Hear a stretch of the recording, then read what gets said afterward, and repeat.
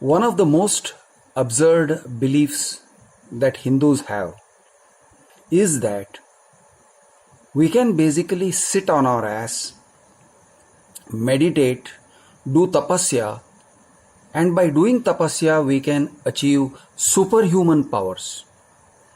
We can achieve nirvana, we can achieve knowledge, we can become omniscient, we can learn to leave our bodies and travel anywhere and know everything and basically superhuman powers.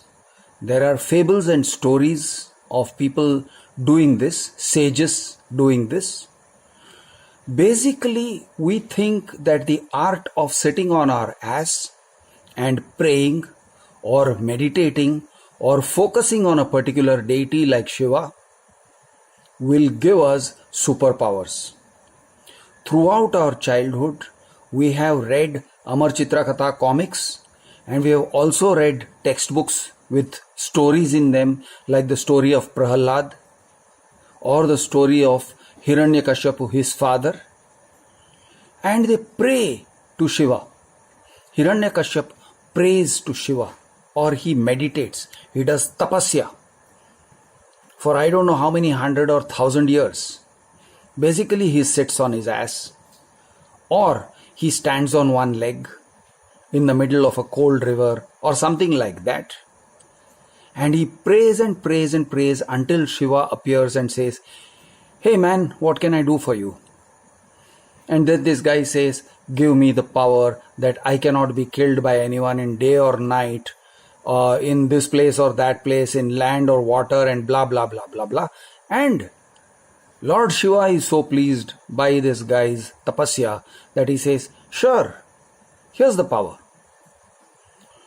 We have dozens of such stories. We have dozens, literally dozens of stories of people who have sat on their ass and meditated, or stood on one leg and meditated, or sat in a dark cave in the Himalayas and meditated, or walked around naked in the snow of the Himalayas and meditated.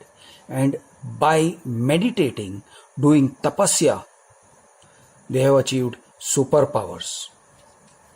Lots and lots of stories of people achieving superpowers, and they get to be called sages.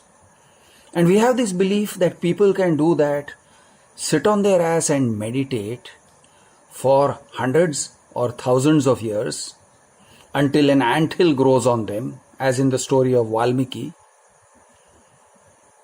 and they don't die. They don't die of cold, they don't die of heat, they don't die of starvation and thirst. And instead what happens is they are blessed with superpowers. There is a variation on this. Yoga.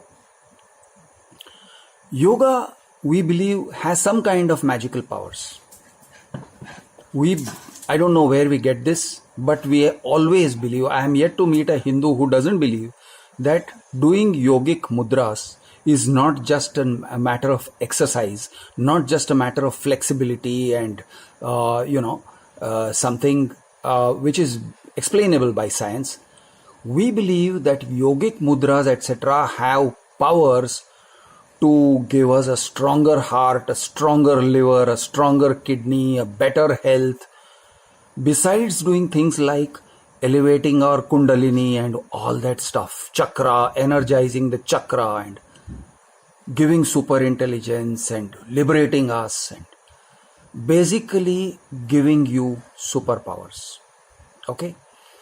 So through yoga, through teaching of yoga, we have managed to sneak into the Western world the idea that you can get superpowers by sitting in a certain mudra or standing in a certain mudra or doing a certain mudra or a certain movement with your hands and with your legs and stuff like that. And we have smuggled in the idea that Indians are magic, that Indian religion is magical, that it has something mystical and supernatural about it, and that we have more mystical and supernatural thing than Western religions. Well, I'm going to say this thing, and you can call me an anti-patriot, you can call me an idiot, you can call me what you like.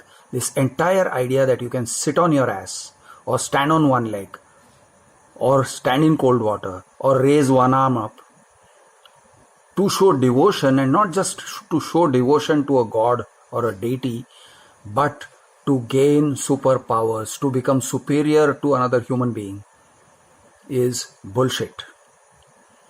And this bullshit is propagated without thinking, without knowing, by almost everybody, almost every Hindu, regardless of whether he is a Shiva worshipper or a Vishnu worshipper or a Kali worshipper. And it is also, of course, propagated by Buddhists and Jains when they say tapascharya, tap kiya. The idea that you can gain any kind of superpowers by sitting on your ass is bullshit. Yes, there may be merit in sitting down quietly and thinking things through. There may be merit in stilling the mind, in making your mind still. And there may be some merit in watching your own thought process. All of that, there is merit or there may be merit. Some of it may have been proven, some of it may need to be proven. But the idea of superpower through tapascharya is bullshit, is bunkam.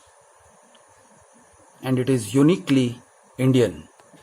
It is uniquely Hindu.